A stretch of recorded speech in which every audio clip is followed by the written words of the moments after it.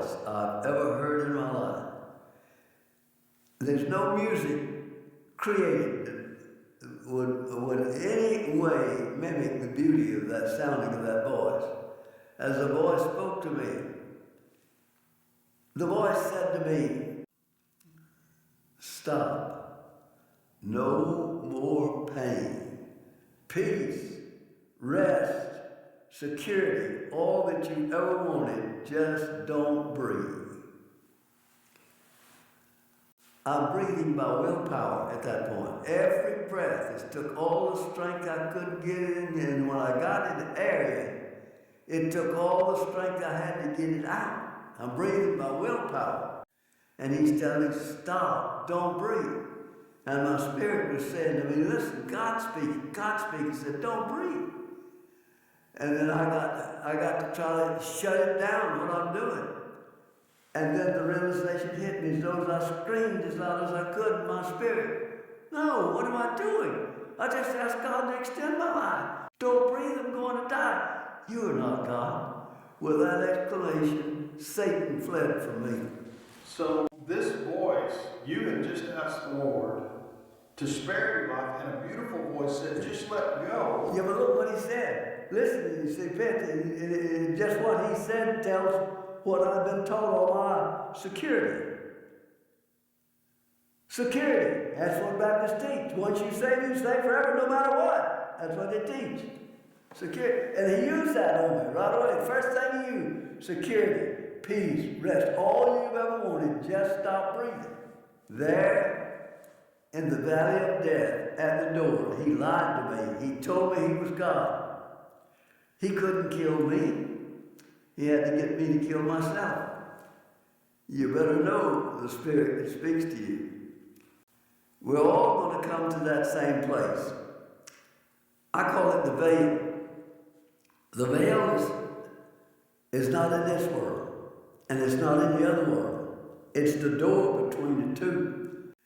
We all got to go that way. Christians refer to it as crossing Jordan. It's when we pass from this life to the life to come. Once you cross that veil, flesh and blood can't cross it. It can't cross it. So that's when the angels took my spirit out of my body.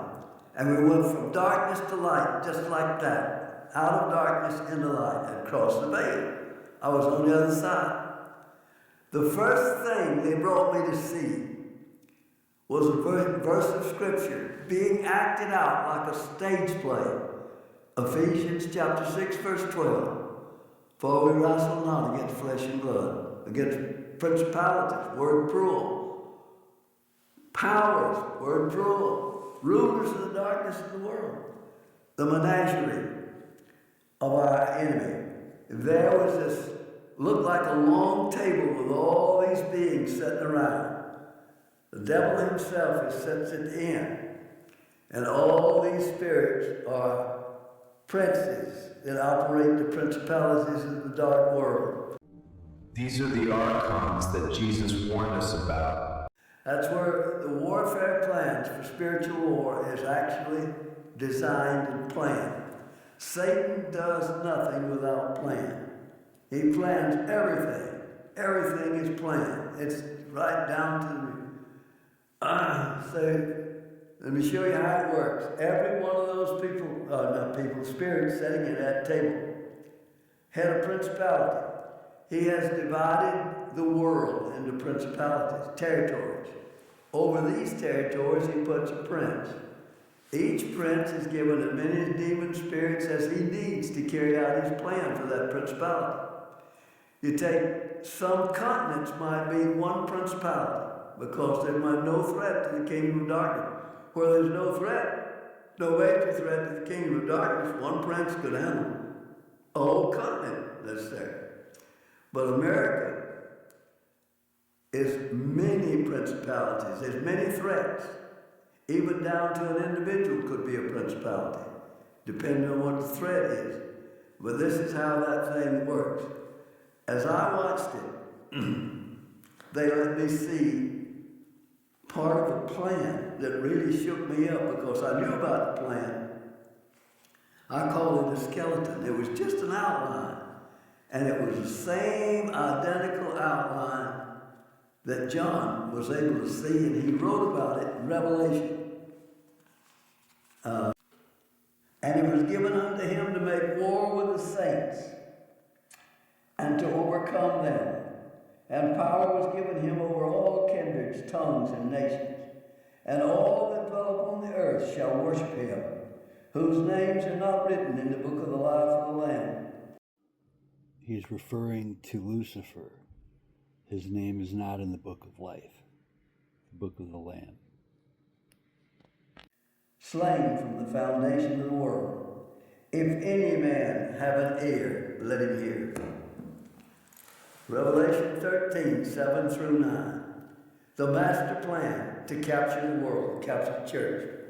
That's why we've got cotton candy religion today. What is cotton candy religion? Hot air. Doctrines of demons, Paul called. Doctrines of demons are being expounded from the pulpits of so many churches today. He's captured the church, what he said he was going to do. And he's done it. He's already got it. 2 Corinthians chapter 4, verse 4 says he's the God of this world. That word God is not a name. It's a title. It's translated from the Greek word theos, from which we get our word theology.